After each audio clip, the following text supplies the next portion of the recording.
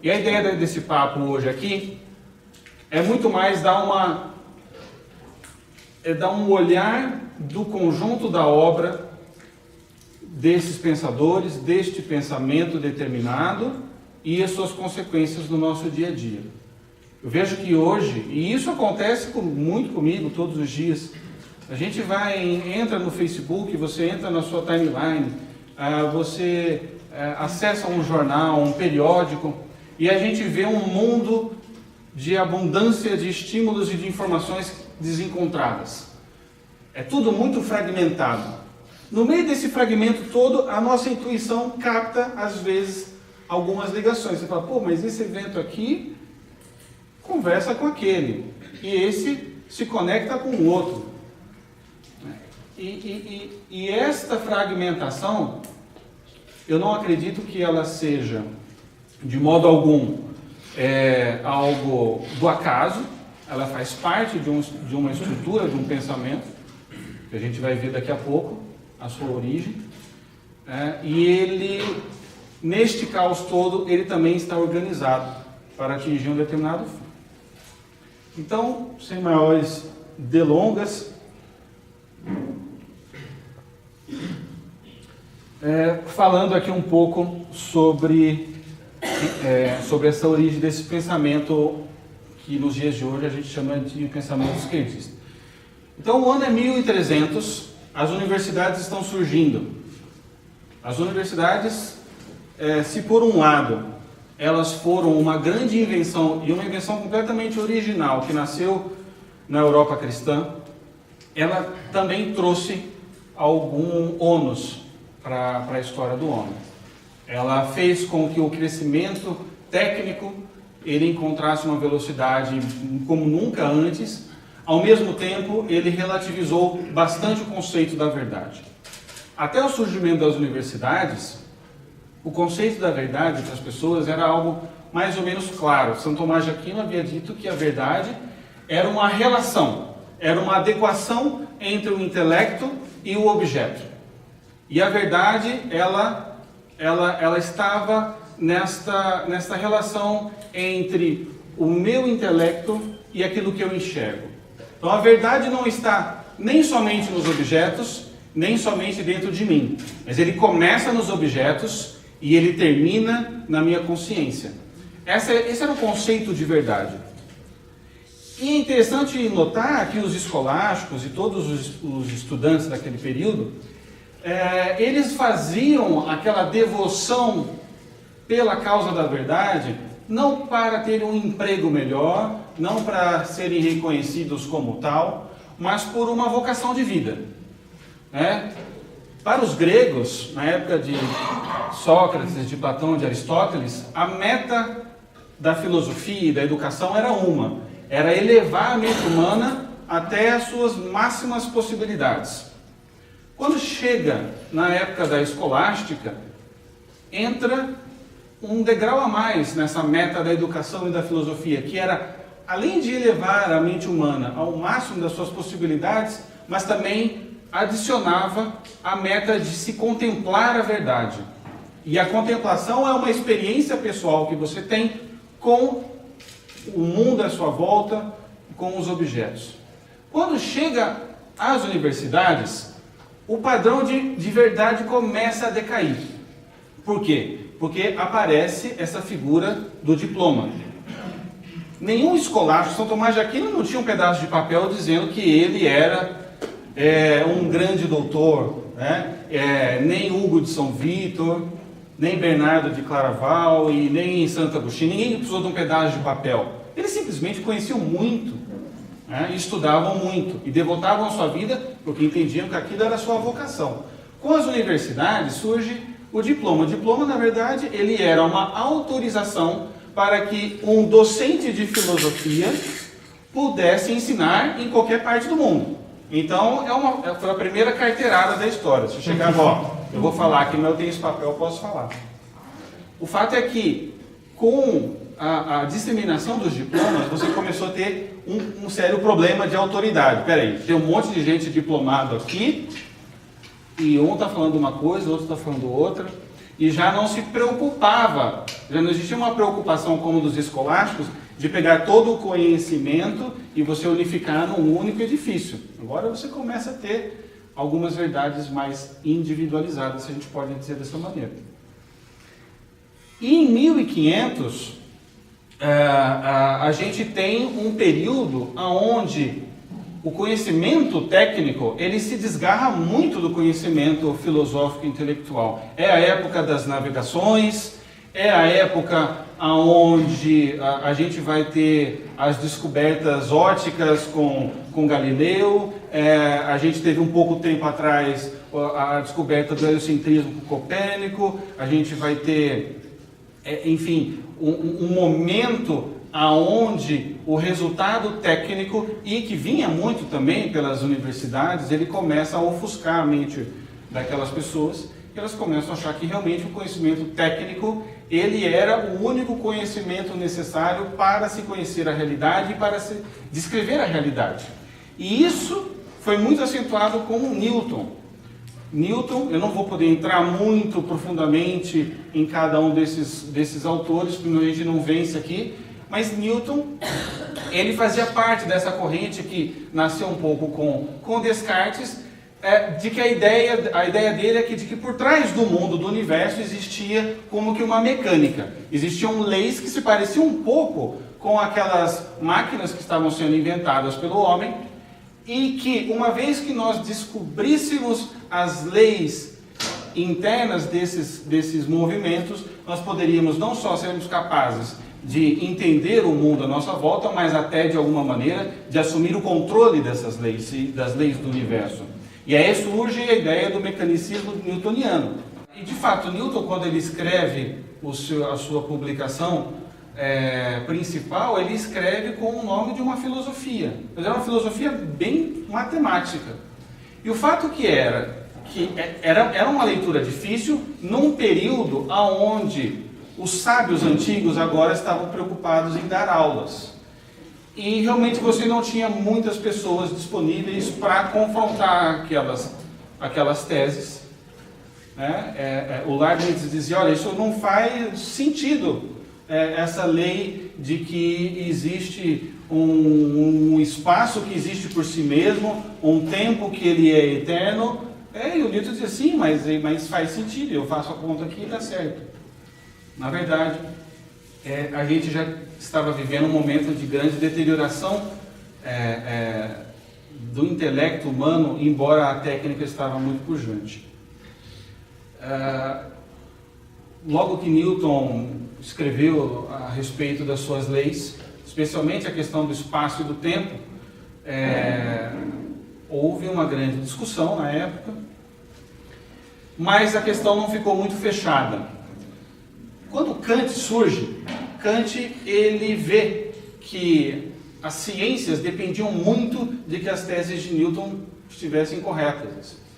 Tanto que ele recebeu uma grande aproximação dos iluministas, que logo depois que ele divulgou a sua primeira crítica à razão humana. E a tentativa de Kant foi, se o Newton ele está certo, quer dizer, se existe realmente, se o mundo e a realidade está moldada num espaço e no tempo, o ser humano faz parte do mundo, e a mente humana está dentro do mundo também.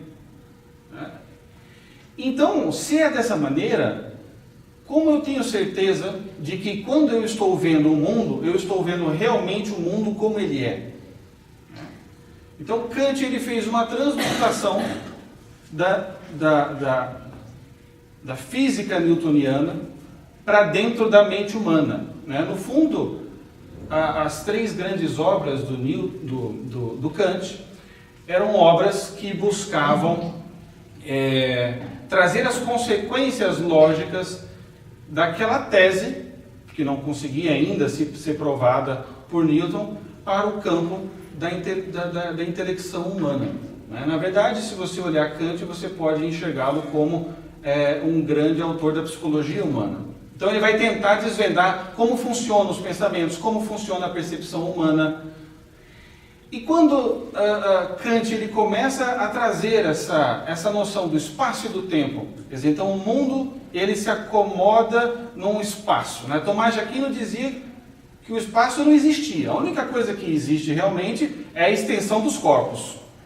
E realmente o conceito de um espaço que existe por si mesmo e que acomoda todas as coisas, ela é muito problemática, porque se você precisa de um espaço para acomodar o mundo, o universo, você vai precisar de um outro espaço para acomodar esse espaço, né?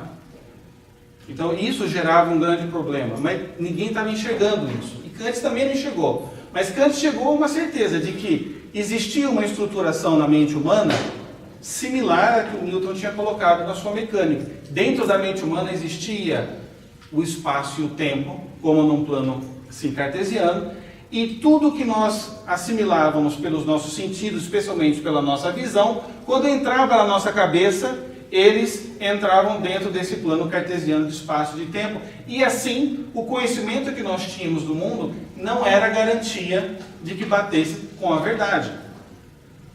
Não sei se está muito complicado. Se tiver, alguém pode levantar a mão aí também e a gente para e dá mais uma clarificada, né? O fato é que Kant, ele lançou essa sua primeira obra, chamada A Crítica da Razão Pura. E qual que era a conclusão do Kant? De que o homem, quando ele está fazendo o ato de cognoscer o mundo à sua volta, ele não tem como ter certeza de que o que ele estava captando pelos seus sentidos batia com a verdade. Então, isso ele colocou como a impossibilidade do homem conhecer o mundo a priori. Você só pode conhecer o mundo a posteriori, né? No fundo, Kant ele era um nominalista. Os nominalistas, eles eram um grupo de filósofos estudantes que não acreditavam na capacidade humana de fazer abstração. Para eles, tudo que o homem captava pelos sentidos entrava como imagens dentro da nossa cabeça. E Kant acreditava nisso também. Ele era um nominalista. Então, na hora que eu vejo um cachorro, segundo Kant, nada me garante que eu estou vendo o cachorro mesmo. Por quê? Porque uma vez que eu enxergo um cachorro, eu estou enxergando um lado do cachorro. Eu não tenho como conhecer o cachorro em si mesmo. O fato é, o que para Kant era uma limitação da capacidade do homem de conhecer o mundo, na verdade fazia parte da própria estrutura das coisas. Nenhum cachorro é capaz de se revelar a todas as pessoas ao mesmo tempo, em toda a sua totalidade, né? Quando eu vejo um cavalo de costas, e eu não consigo enxergar o cavalo em si mesmo e esgotar a sua essência e ver todos os seus lados, Kant achava que isso era uma deficiência da capacidade cognitiva do homem. Mas na verdade não. Isso é uma própria característica do mundo. Aquele cavalo não consegue se mostrar inteiramente em si mesmo, né? Isso estava muito claro para os antigos, né? Quando Tomás de Aquino dizia que a verdade era uma adequação entre a inteligência e a realidade, ele não estava dizendo que era a completa igualdade entre a inteligência e o objeto. Tomás de Aquino dizia que o ser humano jamais seria capaz de esgotar o conhecimento da essência de uma mosca. E ele estava bem com isso. Isso não impediu ele de escrever as suas sumas, isso não impediu Aristóteles de escrever todos os seus livros, e nem Platão, e a coisa... E o mundo do conhecimento intelectual caminhava muito bem. O problema é que houve uma pretensão anterior de que a mente humana pudesse abarcar tudo, através das leis mecânicas. E aqui então você tem uma grande decepção, porque segundo Kant, quando você olha um cavalo, um cachorro, você não consegue ter acesso ao objeto em si mesmo, você não consegue conhecer inteiramente. E essa crítica da razão pura, ela no fundo, ela dizia o seguinte, que a mente humana é como uma ilha. Então assim, você está dentro de uma ilha, você sabe que tem um mundo lá fora, mas que tem um oceano gigante na sua volta, você não consegue pular, você não consegue ter certeza do que tem lá para outro lado. Quando ele lançou essa crítica, não causou muita coisa, mas ficou uma questão muito aberta. Algumas pessoas começaram a ler aquela crítica e dizer, olha, mas Kant, é interessante, tem muita lógica. Mas, como é que faz então para um homem poder agir? A gente, quando vê uma biografia de um grande santo, a gente vê que essa pessoa estava de acordo com aquilo que ele pensava. E aí vem a segunda crítica de Kant. Uma crítica que foi lançada um ano antes da Revolução Francesa, em 1788. Essa crítica chamava Crítica da Razão Prática. Nessa crítica, Kant dizia que se quando o homem está inteligindo, percebendo o mundo à sua volta, ele não tem como ter garantias de que aquilo que ele está aprendendo bate realmente com a realidade, quando o homem age, ele sim consegue ter contato com a realidade tal como ela é. Quando o homem ele age, ele tem o contato com um código moral. E para esta dicotomia, o Kant ele usava uma seguinte nomenclatura. Quando o homem ele age, ele tem acesso aos nômenos. Quando o homem intelege, ele tem acesso aos fenômenos. O que isso significa? O fenômeno é a realidade distorcida. O nômeno é a realidade tal qual ela é. Por que ele dizia isso? Porque, no fundo, quando nós vamos ter uma ação moral, eu não vejo nada. Por exemplo, eu estou vendo que eu cheguei de uma viagem de 12 horas. Eu estou lá na fila da alfândega. E aí tem uma velhinha na minha frente que está muito devagar. Ela vai abaixar para pegar a bolsa, aí você fica, passo ela ou não passo? Ela não está me vendo, né? E aí você então, segundo Kant, é o momento onde você tem acesso a um código moral imediato. Você se vê diante de uma situação moral e você pode escolher uma coisa ou outra. E para Kant o homem não estava vendo nada, ele não estava vendo a realidade. Não existe a escolha aqui voando para eu conseguir pegar pelos meus sentidos. Então ele dizia, no agir o homem tem acesso aos números, à realidade. E ele pode decidir agir de uma forma ou de outra. E por isso, quando o homem age, ele é livre. Essa teoria crítica da razão crítica, ela caiu perfeitamente para a Revolução Francesa, porque eles estavam justamente buscando libertar os homens da garra da fé, da garra da monarquia. Então, para você conseguir essa libertação, você precisava era agir, não pensar, né? Segundo Kant. Então, o resumo da ópera desta segunda desse segundo juízo sobre a razão prática era do quê? Quando o homem pensa, ele não difere muito dos animais. Quando o homem age, ele se aproxima à categoria dos santos e dos anjos. O fato é que quando ele terminou de publicar, ficou uma grande questão, porque Kant havia dividido o homem ao meio. Tinha feito o homem com uma cabeça de bicho e mãos de santos. Então o homem, quando age, ele tem acesso à realidade tal qual ela é. E ele é livre e ele age moralmente. Ele pode escolher isso. Quando o homem pensa, ele está preso dentro dele mesmo. Então seria assim, quando você pensa, você está dentro da ilha. Quando você age, você pula para o oceano. Mas ficava a questão, peraí, mas como que um incapaz intelectualmente pode ser capaz de agir tão heroicamente? E aí surge o fechamento dessa psicologia humana do Kant, que é o julgamento, a crítica do julgamento. Nessa crítica, o Kant ele tenta fazer uma cola para juntar esses dois pedaços do homem que ele havia separado. E o que ele dizia?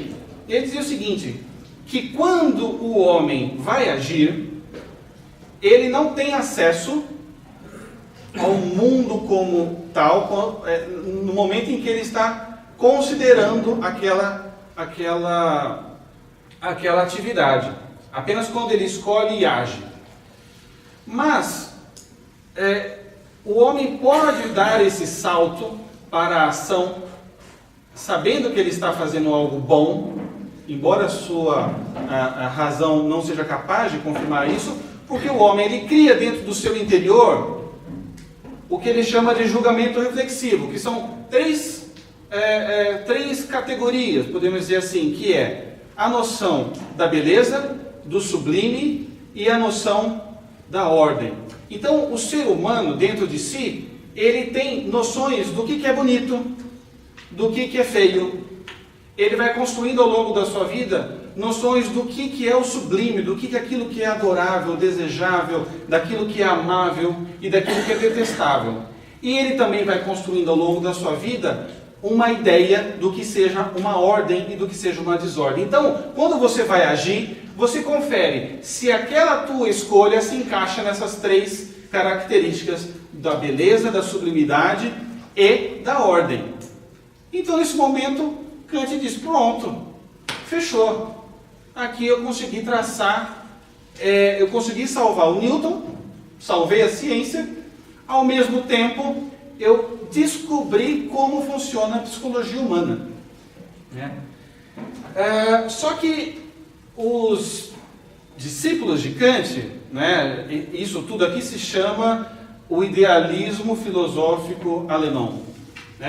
Os seguidores de Kant, aqueles que vieram das gerações seguintes, disseram, olha Kant, está muito bom, eu concordo com você, o homem não tem acesso ao mundo tal como ele o homem não é capaz de alcançar a verdade, mas ele é capaz de agir moralmente, então isso significa que quando o homem age, ele é mais nobre do que quando ele pensa. É claro que isso tem consequências até aos nossos dias de hoje. Hoje, quando a gente vê, por exemplo, quando a gente lê, por exemplo, o Saul Alinsky, a gente vê que aquilo é um manual de ativismo. Aquilo, no fundo, se apoia numa ideia de que o agir é a parte nobre, é a picanha do ser humano. É a parte premium do ser humano. E o inteligir é uma coisa um pouco perdida em si mesmo. E não só em Saul Alinsky, mas em muitas outras áreas.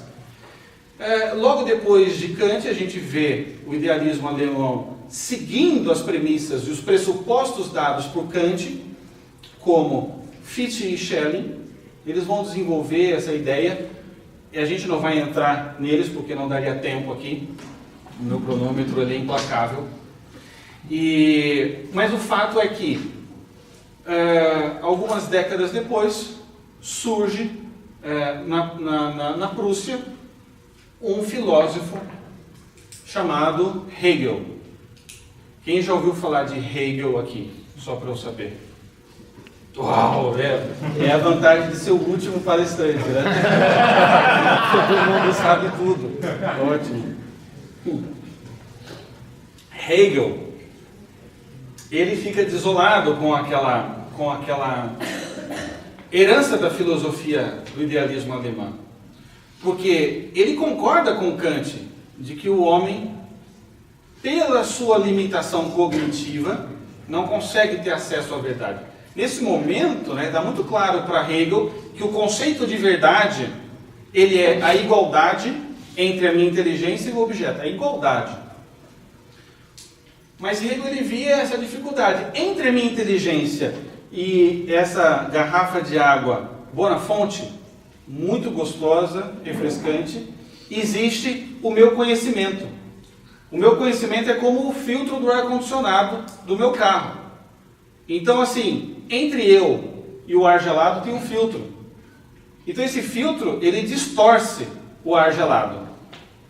O meu conhecimento, ele age de uma maneira parecida, segundo esse idealismo alemão. Quando eu vejo essa garrafa Bonafonte, na verdade, eu estou vendo o conhecimento da garrafa Bonafonte, não a garrafa Bonafonte em si.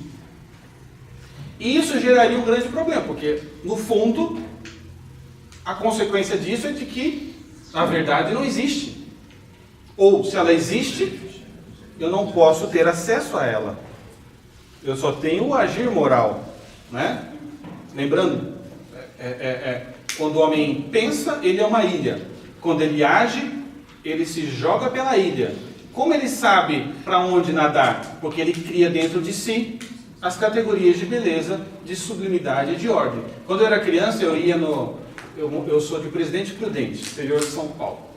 E quando eu era muito pequeno, eu ia lá no Pruden Shopping. Lá todas as lojas são Pruden alguma coisa, né? Então tem o Pruden Tênis, tem o Pruden Sorvete, tem o Pruden Carros e tem o Pruden Shopping. E eu ia lá no Pruden Shopping e tinha um jogo lá chamado Afterburn, que era um jogo de caças de avião. E eu ficava louco para jogar aquilo. Era caro, mas a minha mãe financiava ali meio escondido e eu ia jogar lá. Eu gosto de trazer esse exemplo porque o que Kant havia terminado a sua vida dizendo é que quando o homem ele tenta agir, ele cria um simulador dentro de si mesmo para poder se orientar. Então é mais ou menos uma metáfora um pouco limitada, mas ela nos ajuda a entender.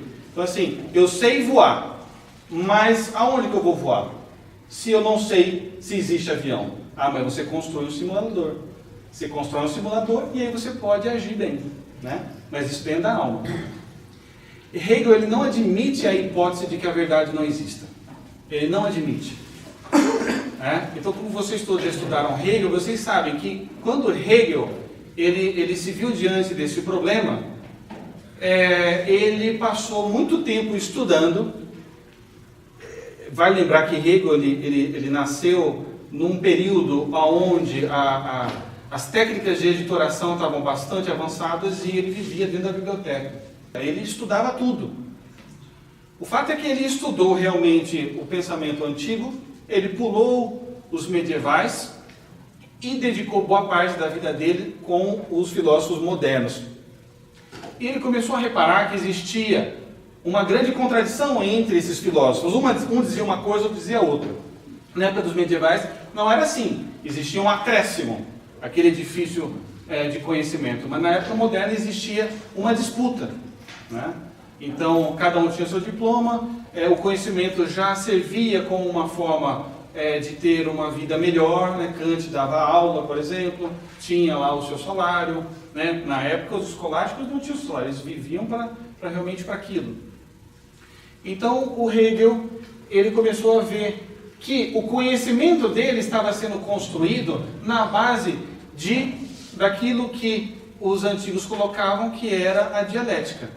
O que é a dialética? A dialética, como vista por Sócrates, por Platão e por Aristóteles, era um método para você chegar a verdades mais ou menos firmes sobre qualquer coisa, né? Então, por exemplo, eu estou querendo conhecer uma pessoa lá no meu trabalho nova. Aí, isso é a tese. Eu tenho uma tese a respeito dessa pessoa. Aí eu olho e falo assim, esse cara não foi com a minha cara, não gosto dele. Aí você vai, põe o teu fone de ouvido e volta a trabalhar. Passa alguns dias, esse cara aqui, não sei, viu? Aí daqui a pouco, você escuta alguém falando, poxa, esse cara é muito legal. Aí você para e você se depara com uma antítese, que é o quê? Que é o contrário daquela tua primeira ideia. Aí, talvez esse cara seja legal mesmo. E aí você um dia vai lá no café, e aí você tromba com ele, e você fala, opa, tudo bom? Tá frio, tá calor. Onde você estava trabalhando antes mesmo? Legal, sei que a coisa entrosa. Então você chega numa síntese, e aí você vê que não era nem aquela tua tese, nem a tua síntese. Na verdade, tem um pouco dos dois. Esse cara é meio chato mesmo, mas ele não é mal, vai. Não vou julgá-lo. Né? Então, para os antigos, esta era uma forma mais ou menos segura de você ter certeza sobre a realidade. Você cria uma tese, a maneira de você verificar se essa tese procede é você fazer um contrário dela, que é a antítese, e depois desta confrontação surge uma síntese. E Hegel começou a ter um insight. Poxa, o meu conhecimento, ele também caminha dessa maneira. E quando eu vejo os filósofos modernos, eu vejo que Kant é a sua tese, aí chega Fichte, que é a antítese, aí chega o Schelling, que é a sua síntese, e eu estou aprendendo desta maneira. Então, o Hegel ele chega à seguinte conclusão. Não, a verdade ela existe, mas ela é um processo que está ocorrendo na história. Mas isso não eliminava o problema do filtro do conhecimento que eu acabei de falar. Então, Hegel ele dá um salto, ele diz, bom, a verdade existe porque eu estou encontrando a verdade, mas qual que é a maneira da verdade existir se existe um filtro na minha cabeça?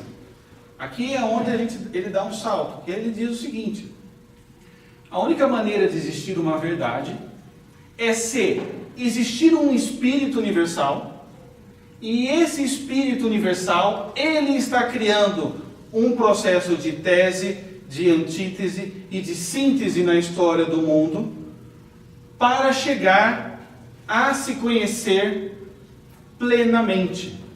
Né? Então, é uma ideia muito doida no primeiro momento, mas ela tem muito lógica, porque Hegel ele vê que a única maneira da verdade existir é ser, bom, agora ela não existe, mas talvez no futuro ela exista. E ela será o resultado final de um processo de dialética. Uma dialética que se move pela história. Então ele cria essa teoria, ele cria essa espécie de Deus panteísta, mas que não tem nada de divino, mas é uma espécie de Deus panteísta que está em todas as coisas, que é o Espírito Universal, e ele criou o mundo, e nós, e todas as coisas, como a sua antítese, como uma maneira dele ter uma confrontação entre si mesmo e a sua antítese e chegar à síntese da verdade. Né? Eu até pedi para gravar essa aula, para depois vocês apertarem pause e dar um e ouvir isso 58 vezes, porque é muito difícil mesmo. Né? Mas Hegel levou isso muito a sério, porque ele viveu um processo de descoberta do conhecimento através da dialética. Então, o Hegel ele começou a olhar para a natureza e ele vê, poxa, olha só a árvore, como que a árvore surge? Primeiro cai uma semente, a semente é a tese. Aí a semente precisa, que é viva, precisa do seu contrário, que é morrer para sair dela um arbusto. Isto é a sua antítese. E a árvore então é a síntese. E ele começou a olhar que isso acontecia em várias outras partes da natureza. Então o mundo estava se estruturando como tese, antítese e síntese. Se alguém chegasse para o Hegel e falasse assim, Hegel, existe a verdade? Ele diria, talvez, muito provavelmente, a verdade, ela ainda não existe, mas ela vai existir. E nós estamos caminhando para ela. E como eu descobri isto, eu sou a síntese final do conhecimento. Todos os que vieram antes de mim, eles estavam fazendo tese, antítese e síntese. E aí dessa verdade nova sai uma nova antítese e uma nova síntese. E dessa briga toda saiu o primeiro ser na história que percebeu tudo isso, que sou eu, esse que vos fala. E eu atingi o absoluto. Né? Eu atingi o absoluto. No fundo, existem alguns autores até que afirmam que Hegel ele bebia muito de alguns autores esotéricos, né? Talvez bebesse também por fora, né? Mas tem muita lógica, quer dizer, a verdade ela não existe porque eu tenho o problema do conhecimento, mas se existir um ente superior que está procurando se conhecer em todas as coisas, e todas as vezes que eu, Silvio, Rodrigo, toda vez que você descobre um assunto novo e que você faz um processo dialético para chegar a uma verdade, você está ajudando o Espírito Universal a conhecer mais do mundo. Né? Quando a gente ouve a palavra alien, o que significa alien? Né? É um outro, é alguém que não sou eu, é alguém fora de mim. O que é o conceito da alienação para Hegel? É o seguinte, existe um Espírito Universal que no começo de tudo, ele não sabia de si mesmo, então ele se alienou, ele criou um outro eu. Ele criou o mundo, o cosmos e todas as coisas.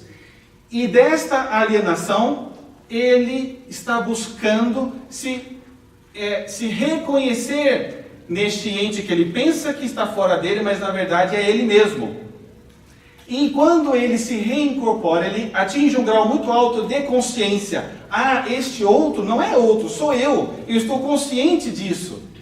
Então, não existirá diferença entre a inteligência do Espírito Universal e todas as coisas, porque todas as coisas fazem parte dele mesmo. né? Então aqui foi quando Hegel conseguiu matar a charada.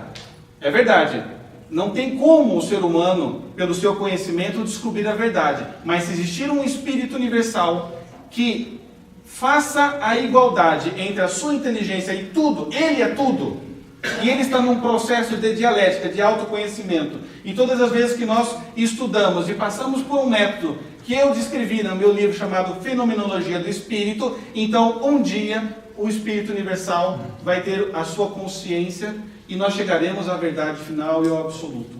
Esta era uma teoria muito complicada, mas muito sofisticada. Ninguém pode dizer o Hegel de que ele tinha preguiça. Ele pegou o enigma de Kant e ele deu uma solução para a verdade existir. Quando Hegel ele morreu, ele deixou este livro, Fenomenologia do Espírito, que era uma obra única na história da filosofia moderna, porque ele havia sido, até então, o primeiro filósofo a provocar nos seus alunos um método para a descoberta da verdade, algo que os antigos, especialmente os escolásticos, faziam, né? Quando chegou a filosofia moderna, eles tentaram condensar a verdade num papel, num livro, né? Então, eu posso captar a verdade, ou descobrir que a verdade não existe, e colocar num papel, imprimir e está resolvido. Hegel ele diz que não, que para se chegar à verdade era necessário um processo de autoconsciência. E o seu livro era um método de ascese, que lembrava muito os livros dos escolares, especialmente o Opúsculo do Modo de Aprender de Hugo de São Vítor, que é um livrinho fascinante e é um livro muito mais simples e fácil e rápido do que a Fenomenologia do Espírito, e que ensinava os seus alunos a arte de meditar e de contemplar a verdade.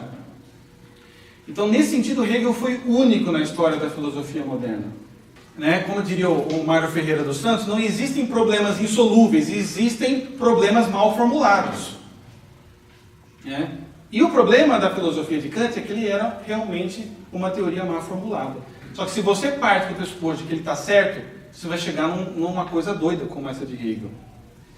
E os discípulos de Hegel, eles começaram, sabe o quê? Olha que interessante. Como Hegel dizia que ele era o ápice da síntese dessa tomada de consciência do Espírito Universal que agia na história, o príncipe da Prússia ficou muito contente, porque, pô, esse cara mora aqui, ó, pertinho de mim, eu conheço ele, gente.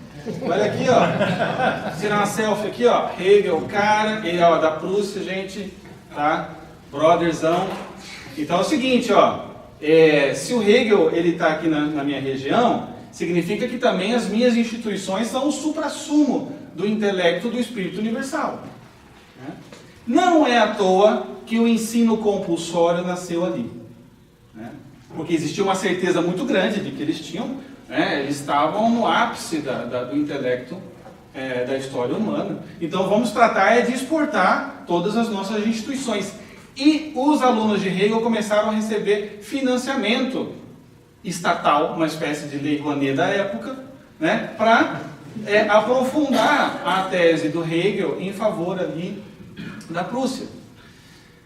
Acontece que os hegelianos eles se dividiram em duas facções. Uma facção de direita, que dizia que a história estava acabando ali mesmo, aquela era a síntese final, e existia aqueles que seguiam um dos furos da tese de Hegel, que dizia o seguinte: não, gente, ó, Hegel falou aquilo, mas ele é a síntese, mas depois da síntese pode vir uma nova antítese. Então, eles eram os hegelianos de esquerda. E os hegelianos de esquerda começaram a criticar tudo em sua volta. Inclusive, aquela monarquia, as instituições da Prússia, começaram a fazer oposição política a tudo. Começaram a criticar tudo, porque o método de Hegel ensinava que para você chegar à verdade, você precisava de pancadaria, de confrontação de ideias. E aí, Marx era um desses, né? E nesse momento, eles perderam a bolsa deles, a Bolsa Prússia. Eles perderam, né? Marx sofreu com isso. Tem um livrinho aqui, chamada aqui As Três Fontes, por Lenin, onde Lenin ele descreve esse processo, dizendo que o Marx ficou muito pobre e tal. Enfim. Entre esses hegelianos de esquerda, existia um que se destacou. Ele não tem tanto peso na história do pensamento moderno, mas Marx o tornou notório, chamado Feuerbach. O que dizia o Ludwig Feuerbach? O Ludwig Feuerbach dizia o seguinte: olha, gente, está tudo certo, o Hegel é o cara, mas essa história de espírito universal, isso aí, tá com nada. Não existe espírito universal. Ele está certo, tudo o resto. Existe um motor na história que se move através da dialética, mas não tem espírito universal nenhum. São os seres humanos que se movem em bloco e que pensam juntos, e que criam tese e antítese e síntese, e assim a humanidade vai evoluindo. Asterisco. Quando a gente vê Charles Darwin dizendo sobre a questão da evolução, não foi ele que inventou isso, tá? Quem inventou isso foi Hegel. Hegel antecipou a teoria evolucionista em muitas décadas, certo? Essa ideia de que existe uma evolução e que necessariamente tudo que vem de novo é melhor do que que é o antigo, essa é uma ideia genuinamente hegeliana, tá? Depois incorporada por Darwin, que começou a perceber que realmente existia um padrão dialético também na natureza e tudo mais, e depois, tivemos a incorporação das ideias do Darwin no darwinismo social, com Margaret Singer, que depois deu origem, em paralelo, às teses de eugenia, né? Então, o homem também está em evolução, então existem antíteses humanas por aí que precisam ser superadas por uma síntese e tudo mais, né? Não é à toa que a Alemanha e a Prússia estão no coração das duas guerras mundiais. Não dá para aprofundar isso aqui agora. Mas realmente faz muito, tem muita conexão.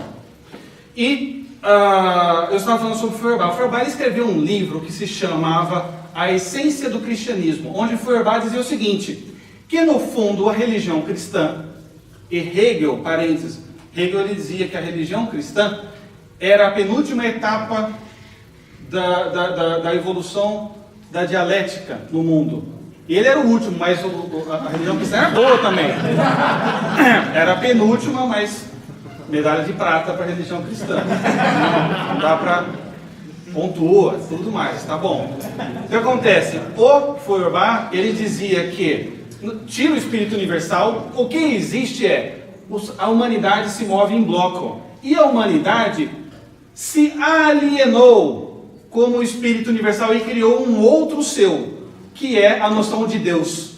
E nessa noção de Deus, o homem projetou todas os seus anseios de pureza, de misericórdia, de bondade. Ele criou um ser que personificava tudo aquilo que o homem queria ser, mas não conseguia.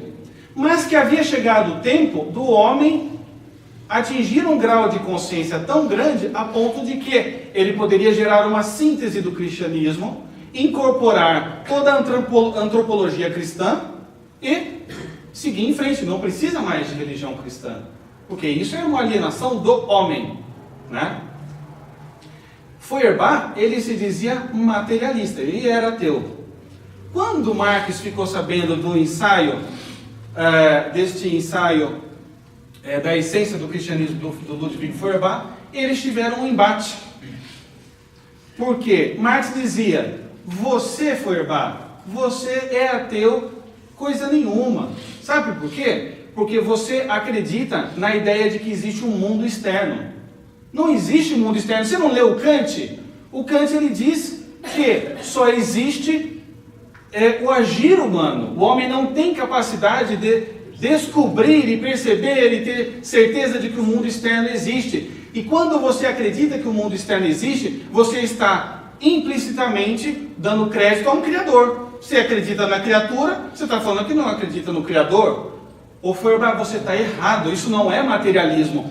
Eu sei o que é o materialismo. O materialismo, no fundo, é que não existe mundo externo. Só existe o agir, só existe a ação humana. Só é possível chegar à verdade, se é que ela existe, quando o homem age, não quando o homem pensa. E vocês, hegelianos de esquerda, vocês estão pensando demais. Chega de pensar. E quando o Marx ele começa a aprofundar essa crítica, asterisco, o Marx ele estudou praticamente 10 anos sobre Hegel. Então ele sabia do que ele estava falando, né? Antes do Marx ele publicar o Manifesto do Partido Comunista, ele tinha tido uma vida ativa de filósofo, né? Normalmente as pessoas pensam em Marx apenas como o escritor do Capital, né? Essa, na verdade, é a segunda fase do Marx. O Marx teve uma fase anterior, que foi uma fase de 10 anos estudando filosofia, levantando teses sobre Epicuro, e depois ele teve uma terceira fase, onde ele vai se debruçar na praxis contra a origem do capitalismo, que a gente vai deixar para a última parte, que já está chegando. E nesta segunda fase, o Marx havia realmente se debruçado sobre a economia. Tá? Ele passou a maior parte do tempo dele escrevendo o Capital. Ele nem terminou o Capital. Quem terminou foi o melhor amigo dele, o Engels. Mas nessa primeira fase, houve esse embate entre o Marx e o Feuerbach. E então ele disse: Feuerbach, você está errado. O meu materialismo histórico, dialético, é que é o verdadeiro, porque eu não acredito nem em Criador e nem em criatura, e nem em mundo externo. É aqui que Marx ele redefine o ser humano.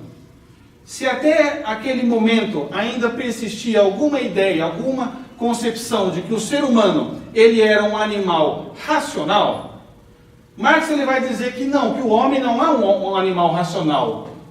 O homem ele é um homo faber, ele é um animal que faz.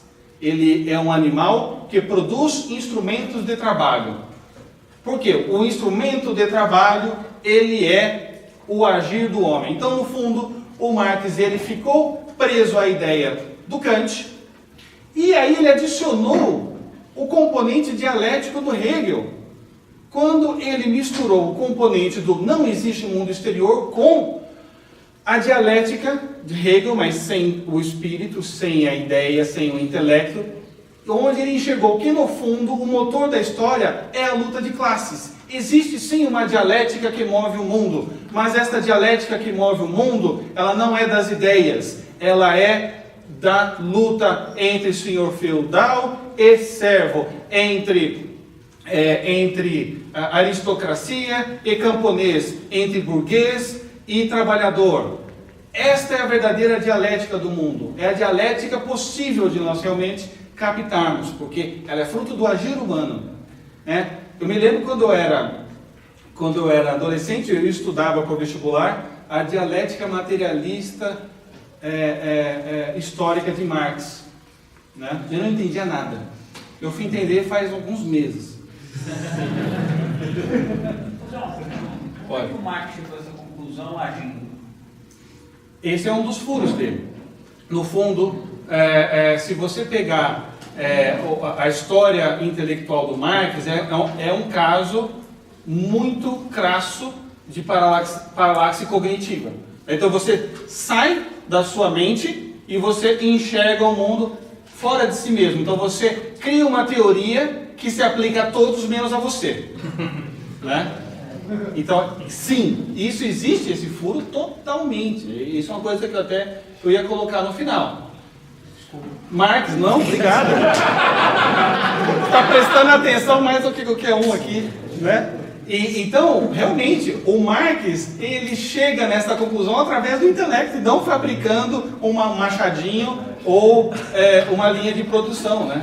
Quer dizer, mas, enfim, uma época onde o conceito de verdade foi modificada para um conceito subjetivo, né? Quer dizer, até hoje a gente vê isso, isso aí é a sua verdade, hein?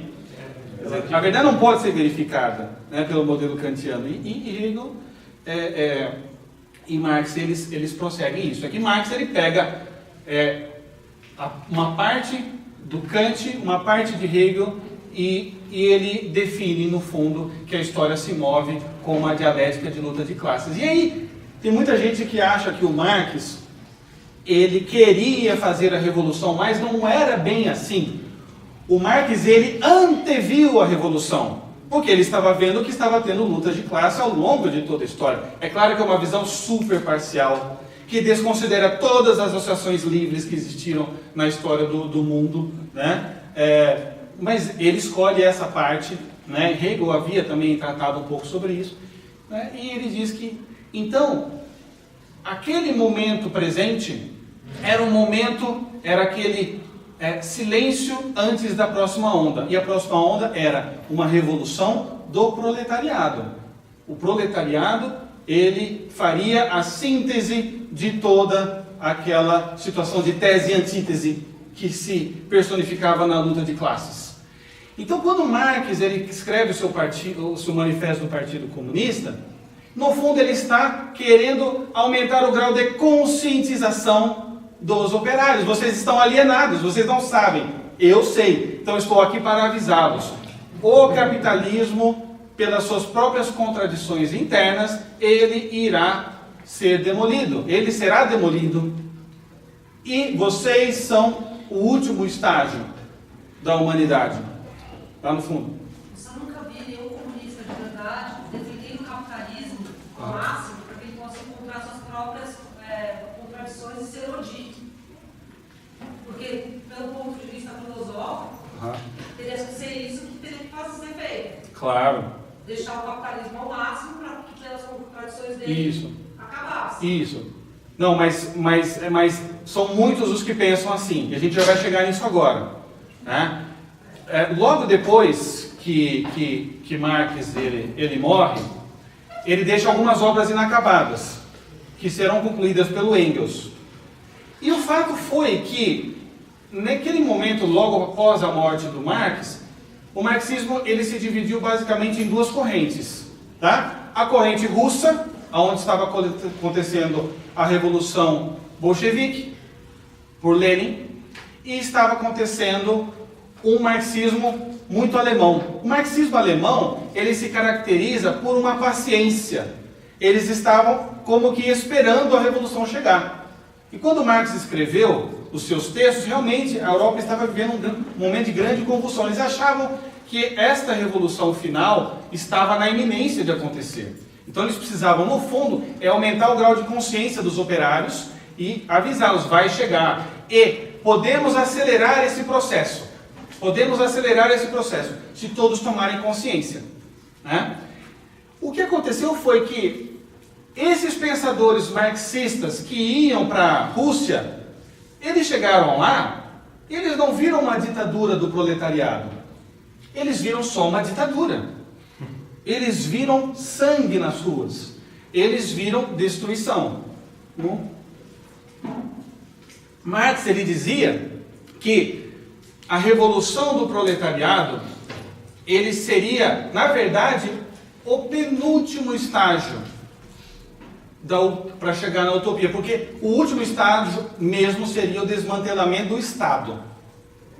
E quando esses marxistas da Alemanha foram para a Rússia, eles viram que, na verdade, não estava tendo nenhuma ditadura do proletariado, que era só ditadura, que aquilo era uma corrupção sem fim e que aquilo era uma subjeção do homem sobre o homem. Quem estava no partido mandava mais.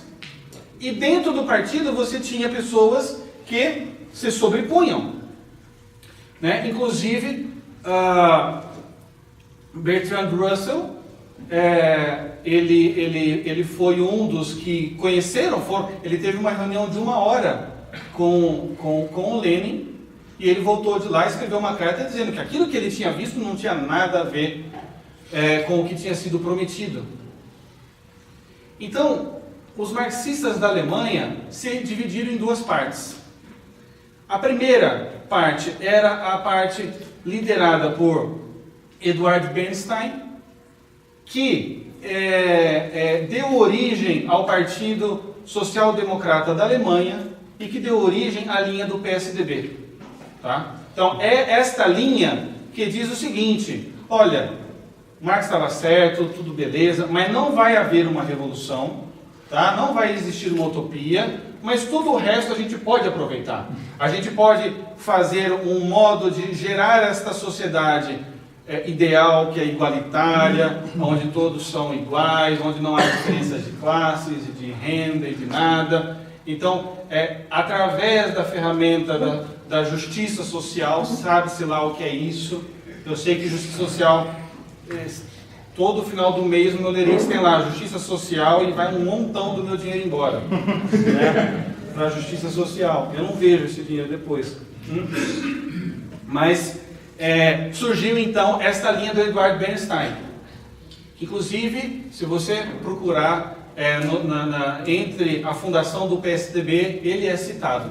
E uma outra linha na Alemanha, que foi o que deu origem mais aos partidos comunistas no resto do mundo, que realmente estão querendo acelerar a revolução.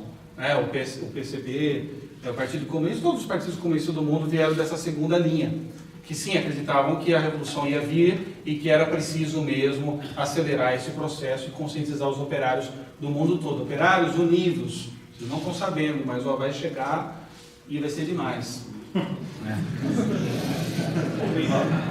Só quebrar o gelo um pouco.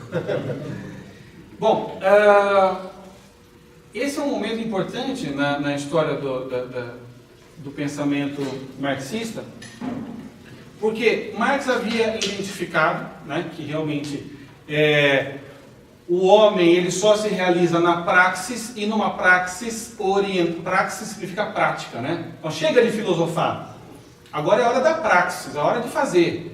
Vamos colocar em obra o aceleramento da dialética histórica. Vamos conscientizar os operários e vamos para essa utopia. Quando chegou em 1922, Marx já tinha morrido, o Engels tinha ido na casa do Marx, encontrou lá alguns manuscritos, ele terminou algumas das obras, ele terminou o Capital, ele terminou um livrinho que ninguém conhecia, que não havia sido editado, que remontava a sua primeira fase, que se chama 11 Teses sobre Ludwig Feuerbach. Ele usava aquilo para orientação pessoal, onde ele usou aquilo para orientar a sua linha intelectual. E Engels também terminou um livro chamado A Origem da Família, da Propriedade Privada e do Estado. E em 1920 surge esta figura muito importante, chamada Felix Weil. O Felix Weil, ele era filho de um industrial alemão, que era dono de um distribuidor internacional de soja, de grãos. E numa das viagens, o pai do Felix Weil veio para a Argentina, e o Felix Weil nasceu ali na Argentina, então ele era metade alemão, descendência, e metade argentino. Quando o Felix Weil ele volta para a Alemanha, ele se encontra com aquela situação, né? Então a utopia marxista é algo desejável, na Rússia não está dando certo, obviamente, né? Era uma época onde existia uma grande desilusão do marxismo por parte do braço russo, mas o braço alemão estava meio que dormente, mas estava vivo ainda. E o Alex Weil, ele convida todos os grandes pensadores marxistas daquela época para fazer uma série de congressos anuais.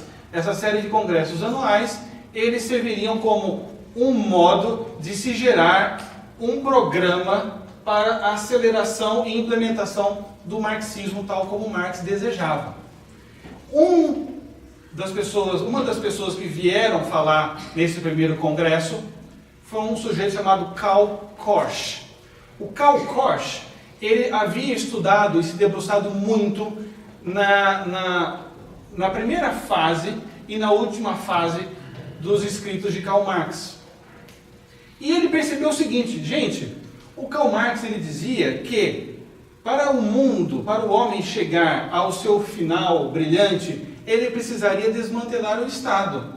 A gente está aqui tentando acelerar a revolução, mas esse é o penúltimo estágio. O último é o desmantelamento do Estado.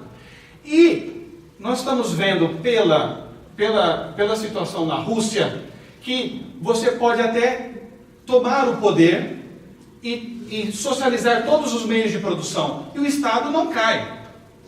Isso é porque o Estado tem uma vida própria. O Estado foi fundado sob uma raiz má, que é a estrutura econômica de produção burguesa.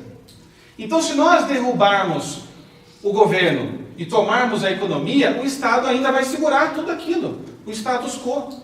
Então, no fundo, a mensagem que Marx disse e ninguém pegou direito é que é preciso também desmantelar o Estado. Mas para desmantelar o Estado, nós precisamos atacar uma estrutura invisível do Estado, a subestrutura. É uma estrutura que a gente não vê, mas que dá sustentação ao Estado e à produção burguesa dos meios de produção. Então, o Karl Korsch, ele joga a luz para um campo que ainda ninguém tinha percebido muito, que não estava tanto mais na organização de sindicatos, da formação de grupos de revolucionários operários, mas num programa de atividade voltado para um campo mais amplo do que só a das linhas de montagem de fábrica. Porque eu posso tomar a fábrica, mas ainda vai sobrar o direito, vai sobrar a filosofia, vai sobrar as instituições universitárias, vai sobrar as artes, vai sobrar um mundo ainda. Então nós temos que trabalhar também neste campo. Quando o Felix veio e escutou isso, ele ficou assim, embasbacado. Ele disse, pronto, não precisa de mais nenhum congresso. O que esse sujeito falou é isso mesmo que nós temos que fazer. Então é o seguinte, quando a gente começa, E desta reunião surgiu a ideia, então, de se fazer um grupo de estudos para se aprofundar as ideias do Karl Korsch. E foi aí a fundação do Instituto de Pesquisas Sociológicas de Frankfurt, que depois foi conveniada à Universidade de Frankfurt e depois foi apelidada de a Escola de Frankfurt. O Felix veio, ele tinha algum dinheiro, ele não era nenhum Bill Gates, mas ele fez um aporte inicial. Ele calculou o seguinte, então o professor, ele tem 12 salários por ano. Então, eu vou dar um aporte que é o correspondente a 60 anos de aula de um professor e vocês montam esse instituto. Com esse dinheiro, eles contrataram os primeiros professores, montaram uma biblioteca gigantesca sobre estudos marxistas e sociológicos e se iniciou a Escola de Frankfurt. Nesse primeiro momento, a Escola de Frankfurt tinha um problema, porque a maior parte dos seus professores, eles não tinham diplomações e titularizações que o governo exigia. Então, muitos estudavam enquanto davam aula, E então houve uma primeira fase onde o diretor da Escola de Frankfurt, ele era um bom marxista, mas ele acreditava mais na linha da espera, vamos esperar, Ele não acreditava tanto no programa do Karl Korsch. Quando esse professor ele se aposentou, entrou esse sujeito chamado Max Horkheimer. Quem que era Max Horkheimer? Era um amigo do Karl Korsch e que dividia todas as ideias do Karl Korsch, de que sim, nós precisamos mesmo atacar o Estado. A gente vai chegando na última parte da nossa conversa, eu peço que vocês assim deem esse último respiro, realmente para captar essas ideias, porque elas são muito importantes. O Max Horkheimer, ele começou a se debruçar sobre o problema do Karl Korsch, de que existia uma subestrutura abaixo, invisível, operando no sistema burguês, e de que, no fundo, este Estado, que era o Estado que precisava ser desmantelado, ele seguia dessa subestrutura.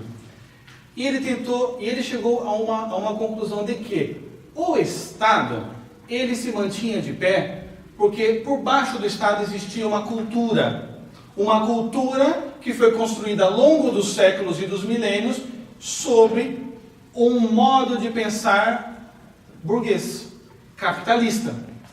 Então, não só nós somos bons marxistas quando nós focamos na tomada do poder econômico e na ditadura do proletariado, mas também quando nós ajudamos a desmantelar toda a cultura. E o que faz a cultura? A cultura ela se faz pelas artes, pela religião, pela família, pela filosofia, pelo direito, pelas instituições intermediárias, que ele identifica 3 instituições intermediárias entre o Estado e o indivíduo, que seria a escola, a igreja e a família. Isso deveria ser muito atacado, porque se a gente não derruba a cultura segura o Estado, e aí não tem utopia.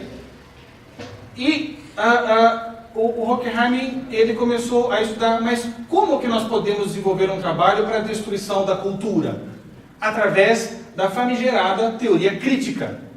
Hoje tem muita escola que diz assim, olha, aqui na minha escola a gente ajuda os alunos a pensarem, a gente ensina eles a pensarem.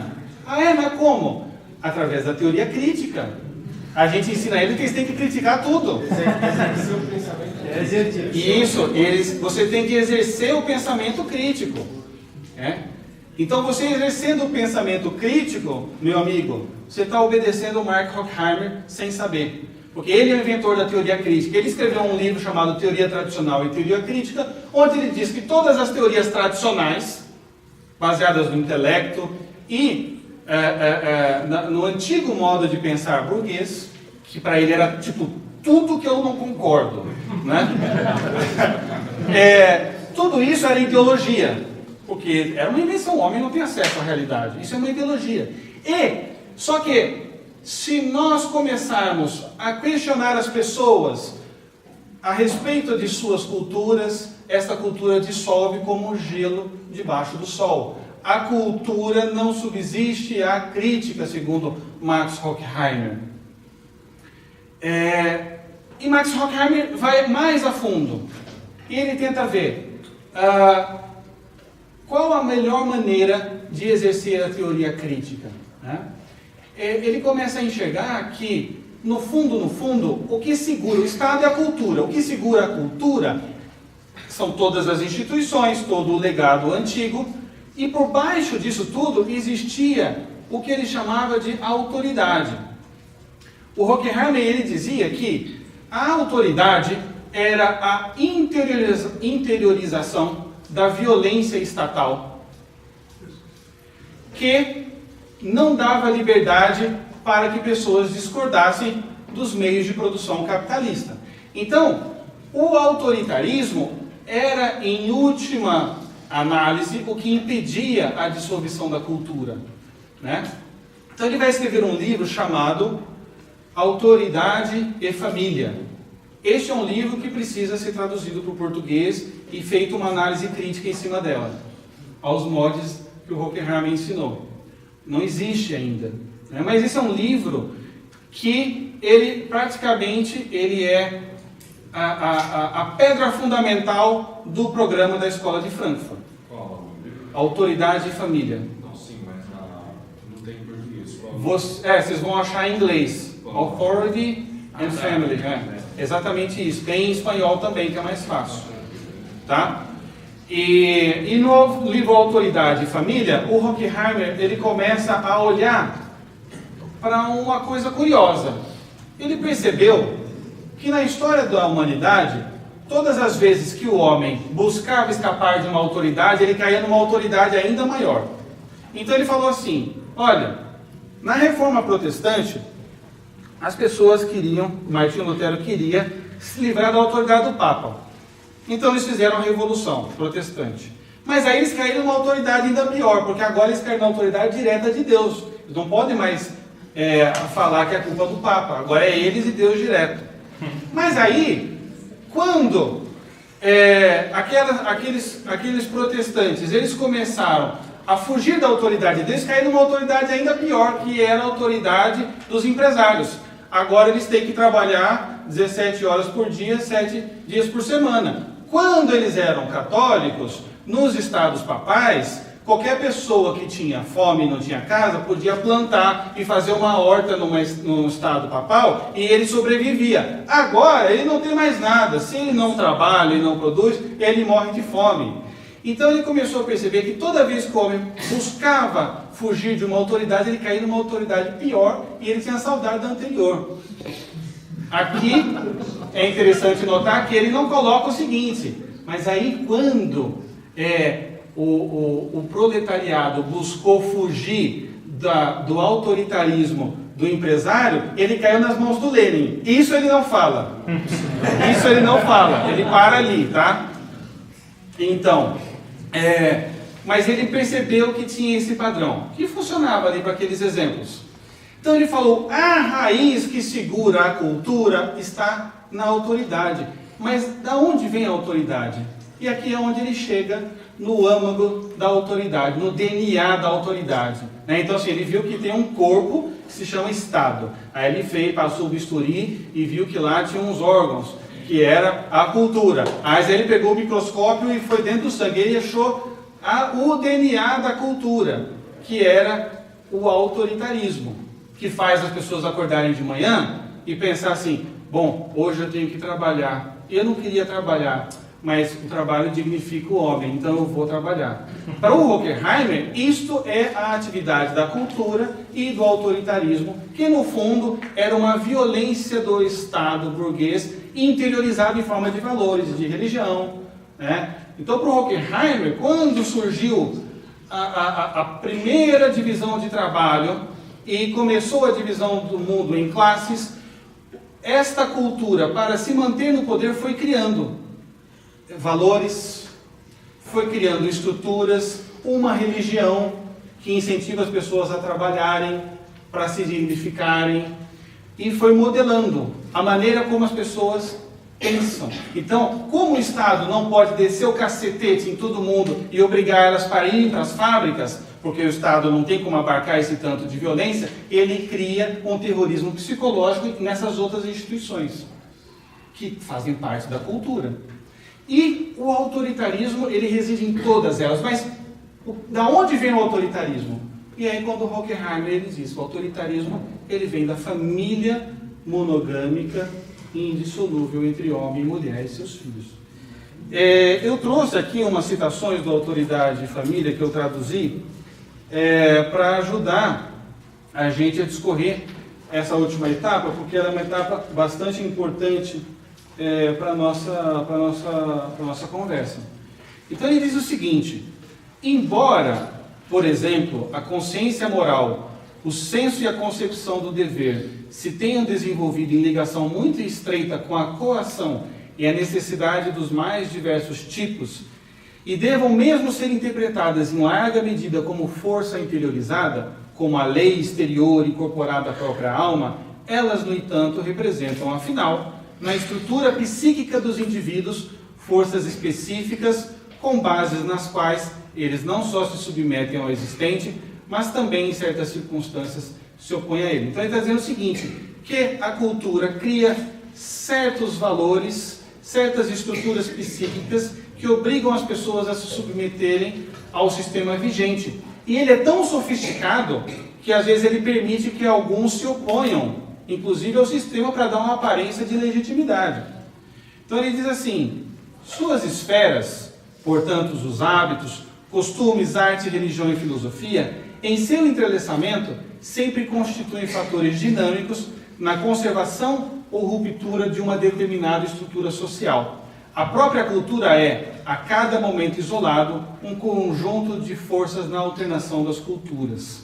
Né? Então, aqui ele está dizendo que os hábitos, os costumes, a arte, a religião e a filosofia, entrelaçados, eles constituem fatores de conservação dinâmica. Então, eles vão mudando, mas é uma mudança que engana as pessoas e faz que elas fiquem sempre dentro daquele quadrado ali e impeçam elas de se revoltarem contra o sistema. Né? E aí ele diz o seguinte, aqui é onde ele dá o salto para a família.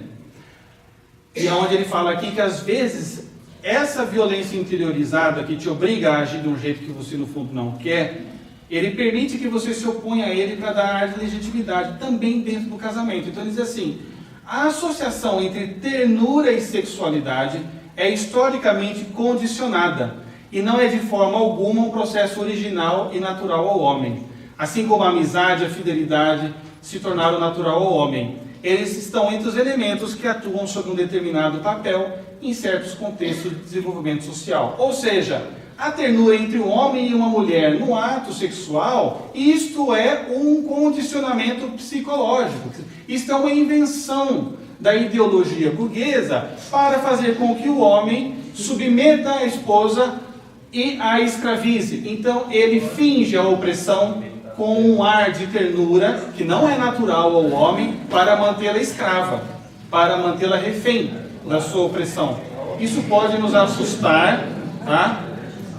Mas é o que muita gente pensa, concorda e propaga, certo?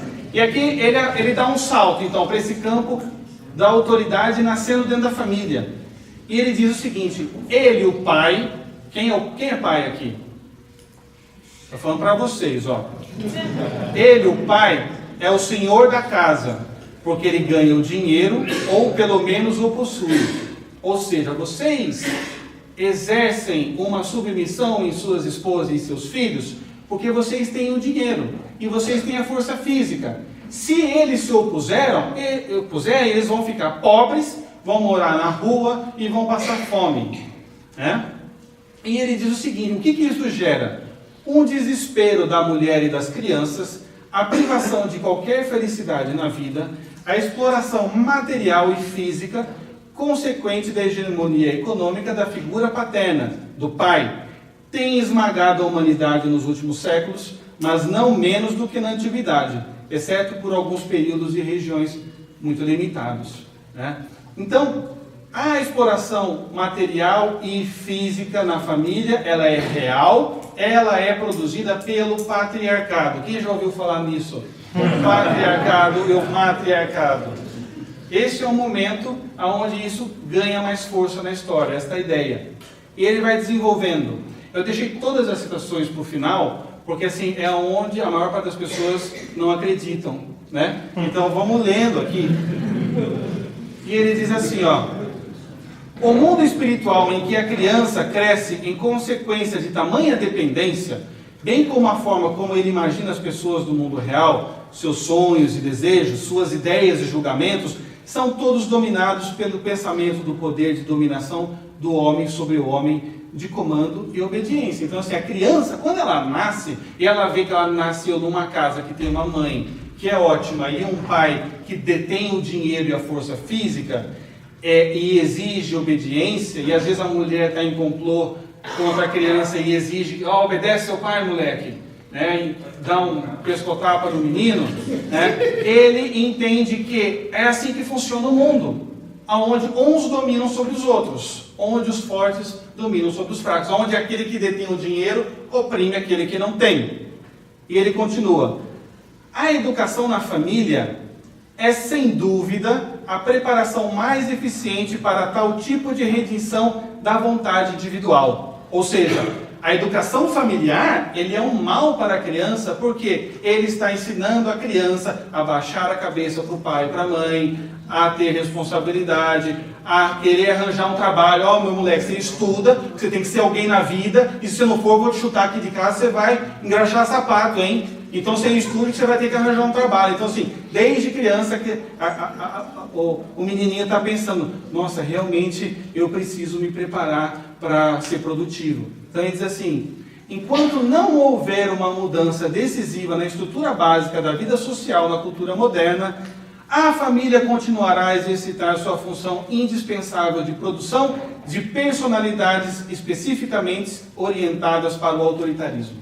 Então, todo filho de pai e de mãe monogâmicos, indissolúveis, né? E se for cristão, então é levado à 10ª potência, estão gerando cidadãos que têm vontades rendidas e tipos que estão orientados para se submeter ao autoritarismo e, óbvio, nunca se rebelar. E aí não vai ter revolução nunca. Ou a gente ataca isso, ou esqueça, não tem como destruir a cultura e o Estado. E aí ele termina assim: através do autoritarismo do pai, os seres humanos que já estão dirigidos para buscar os erros dentro de si mesmo e não na estrutura social. Então você dá um castigo no teu filho, ele vai pensar assim: poxa, como eu sou ruim, poxa, não vou comer a balinha, eu preciso melhorar. Isso, ao longo dos anos, segundo o Horkheimer, vai condicionando a criança a jamais tentar encontrar os erros da sociedade. E isso mantém o status quo. Não é muito interessante o pensamento? Vocês podem dar risada, mas não podem dizer que esse cara aqui não é sofisticado. Vamos?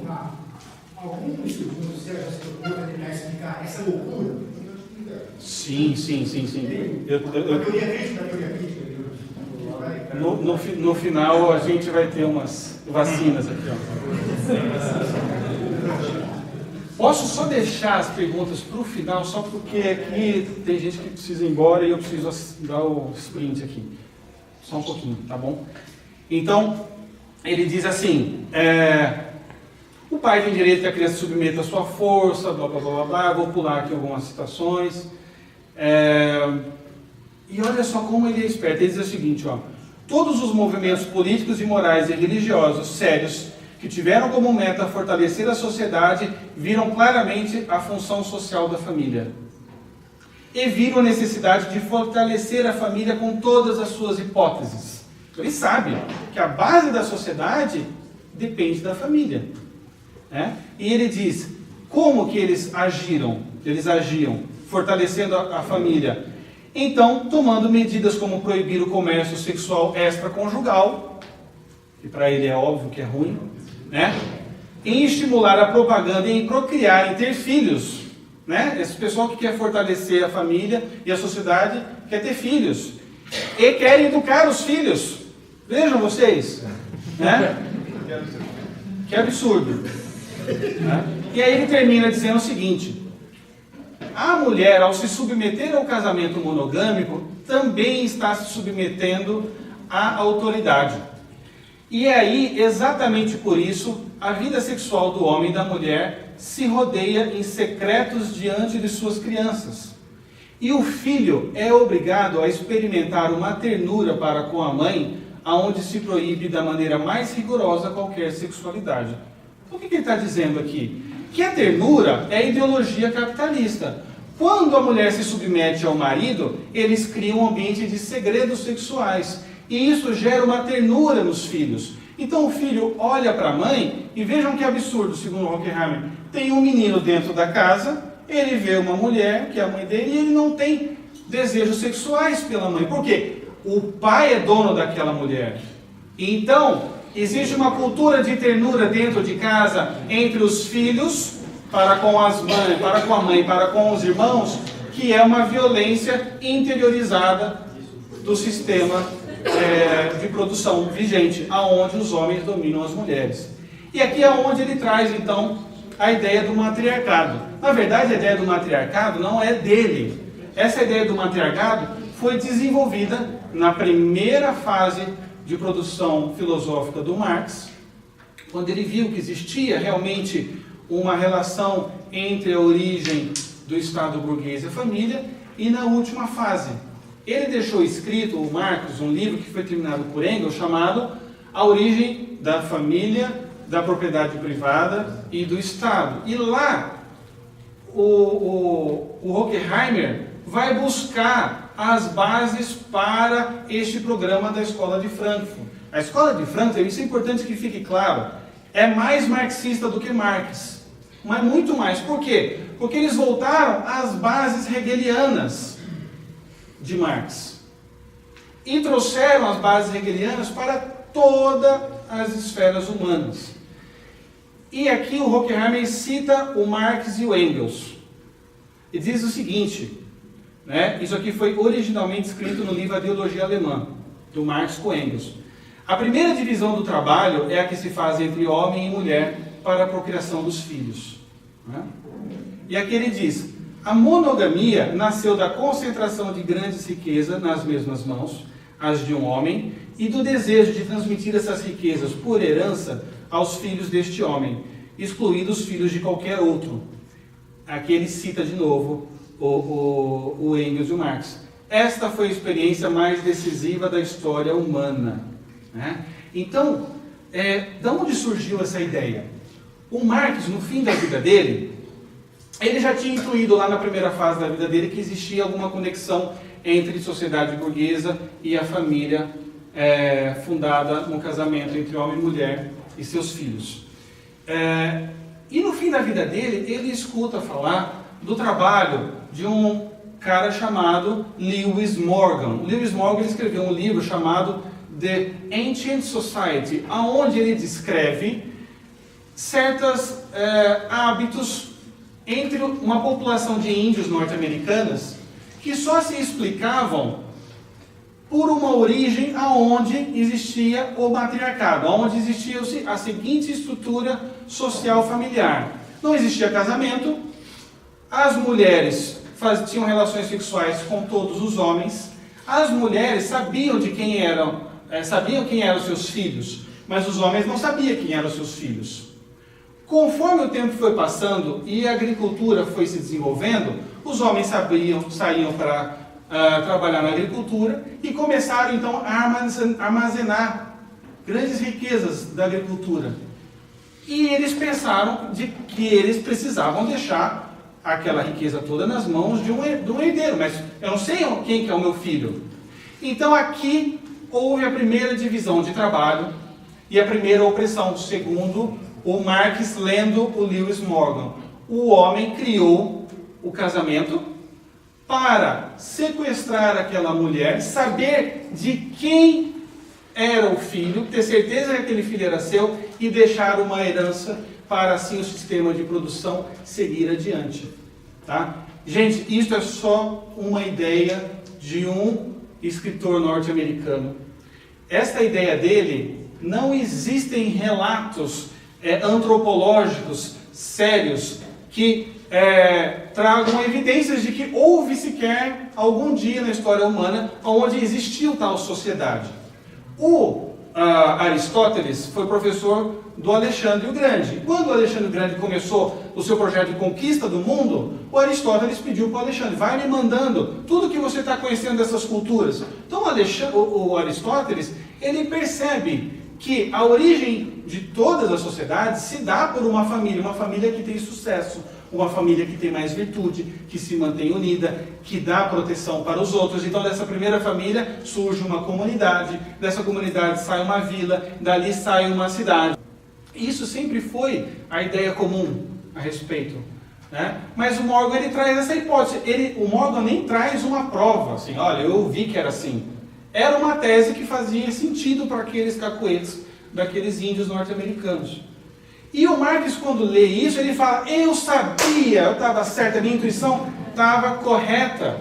Houve um momento da humanidade que não tinha clara divisão de classes sociais, em que não existia divisão de trabalho, em que não existia opressão, né?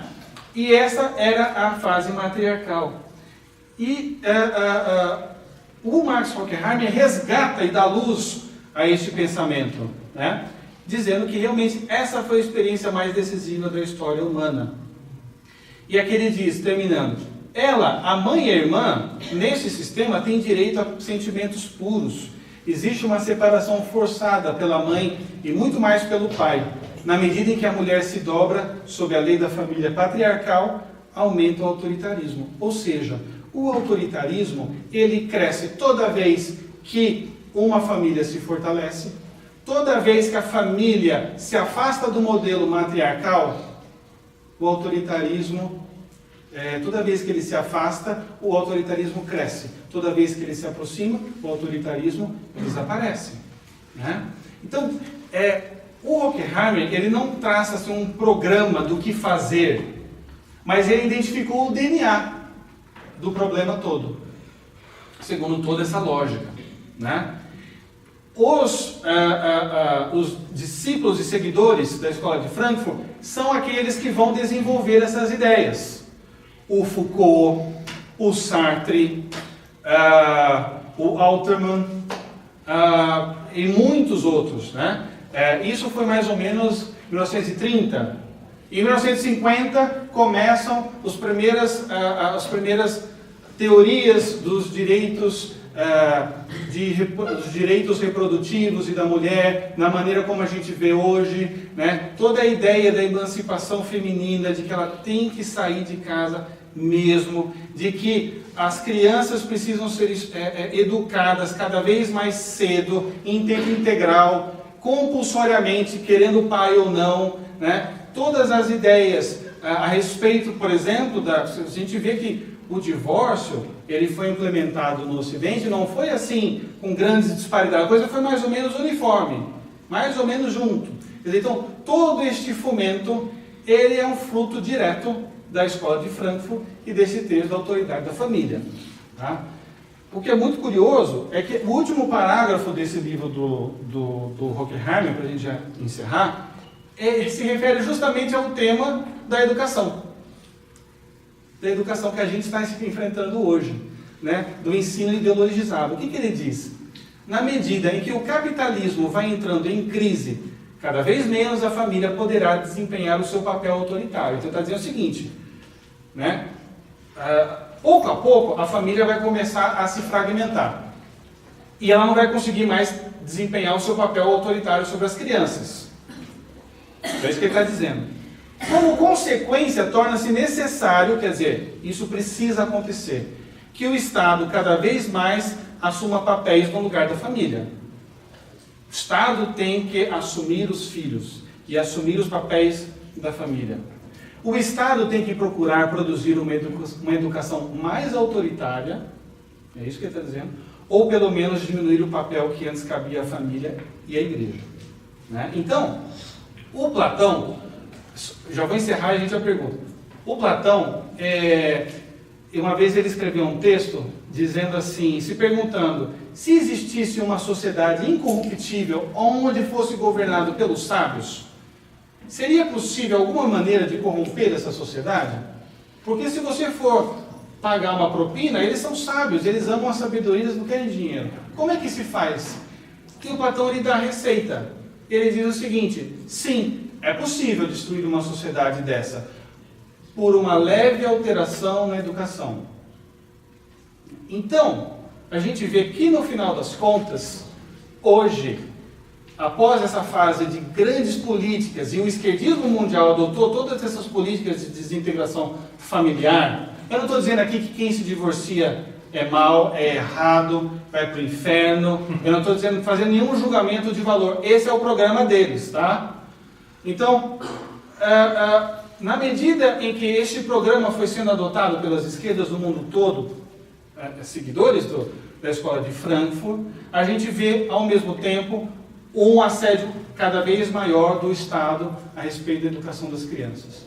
Então, hoje, se vocês me perguntarem, Silvio, o que você diz então? Você está aí falando da esquerda, então você está dizendo que é para ser da direita, é para ser da dos conservadores aí, desses caras aí que estão defendendo as coisas, tudo que existe de ruim no mundo, né? Eu vou dizer, não é isso. Você não tem que ser de direita ou conservador para desempenhar um papel fundamental diante desse cenário. A Madre Teresa de Calcutá ela dizia uma frase, isso que essas grandes mentes, esses grandes santos, eles são geniais, porque a Madre Teresa de Calcutá, ela resumiu 1h40 que vocês estão sentados aqui numa frase, ela diz assim, quer a paz mundial, vá para casa e ame a família, né? Eu podia ter falado isso e já tinha ido embora faz tempo já. Mas é verdade, né? Hoje um papel fundamental de luta contra todo esse esquema é realmente a valorização da família. Então assim, você está de saco cheio da sua mulher, eu vou engolir esse sapo, eu vou falar que ela é linda, eu vou comprar essa rosa aqui no semáforo, eu ajudo esse cara, já é uma distribuição de renda, e ela vai ficar super feliz. Eu não vou me divorciar, eu não vou fazer o jogo que eles querem. E quer saber mais? Eu vou educar os meus filhos. E quer saber mais? Eu vou chegar mais cedo. Ou melhor, eu vou ter um trabalho que paga um pouquinho menos para eu ter mais flexibilidade no meu dia a dia e ficar com os meus filhos. E eu vou educá-los junto com minha esposa. O paradigma da família anterior, da família cristã, ela é muito superior a qualquer tipo de ideologia política. Né? Então, quando São Paulo ele diz lá, marido, amem suas esposas como Cristo amou a igreja, este é o programa da família. Então, marido, se você está pensando em oprimir a sua esposa, ame a sua esposa como Cristo amou a igreja. Cristo nunca xingou a igreja, nunca jogou a água nela, nunca gritou para assistir futebol, nunca Cristo nunca chegou para a igreja e falou assim, não, hoje eu não vou escutar você, que o trânsito estava complicado, né? Então, assim, nós temos um programa, sim, contra tudo isso, que é o fortalecimento da nossa própria família. E depois das famílias circundantes, e depois da educação. Então, por isso, esse projeto também da escola sem partido é fundamental, porque hoje tem muitas famílias que dependem do Estado para educar os seus filhos. Então nós não podemos permitir que o Estado faça lavagem cerebral e ideológica e que ensine o meu filho a teoria crítica num processo que na verdade gera Walking Deads, né, zumbis. Porque quando você expõe uma criança durante 10, 15, 20 anos ao sistema da teoria crítica, ele fica realmente um zumbizinho. Porque você fala que isso é verdade, depois você fala que aquilo não é verdade, depois você fala que aquilo é verdade, depois você fala que aquilo não é verdade. E você ensina ele a criticar tudo. Ó, você tem que criticar tudo. Critica tudo, tudo, tudo. E se você critica tudo, é porque realmente não existe nada defensável. Então os seres humanos ficam muito facilmente manipuláveis. Então, hoje, o papel de atuação de todas as pessoas de bem é o do fortalecimento da família. Porque a gente vê as estatísticas do desmantelamento da família. E elas não estão gerando um mundo melhor. Elas estão gerando crianças que não conhecem a sua origem, perdidas nas drogas, completamente desorientadas, que acabam na violência. Não tem nada de brilhante e de síntese histórica nisso. Certo? Por isso é importante, eu comecei dizendo aqui, o papel da filosofia, como dizia Pindaro, é lembrar o homem. É tirar o zoom. Se você ficar no quadrado do racionalismo kantiano, você vai cair nisso. Não existe verdade, não existe nada. Então, se você pensa assim, bom, eu não sei de nada, mas eu sei que algo existe, não estou dizendo o quê? Algo existe. Sim, algo existe. Não sei o quê, mas algo existe. Ok. Este algo que existe, se eu tenho certeza de que algo existe, eu sei que a verdade é possível ao homem. E aí eu posso chegar a uma metafísica. Então, aqui eu consigo um programa de estudo para pensar na verdade, para contemplar a verdade e para daí, de cima para baixo, chegar a conclusões mais específicas, que hoje o mundo faz exatamente o contrário. Ele analisa o átomo e tenta explicar o mundo do átomo. Os antigos faziam exatamente o contrário.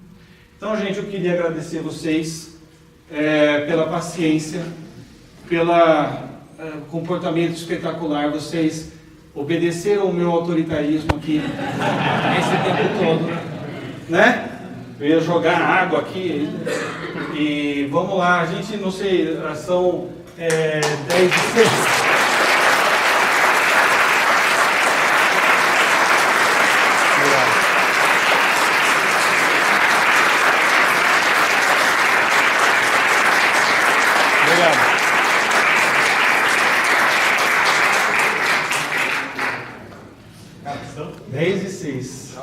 Já foi. Bom, vocês fiquem à vontade, se alguém quiser realmente perguntar alguma coisa, eu vou estar aqui. Tem um livrinho que se chama Comunismo na Família, em que a autora lá é de graça, aliás tem um monte de graça, tem Batuquinha e outras coisas, em que fala justamente sobre isso, o processo que se chega para substituir a família pelo Estado na criação do...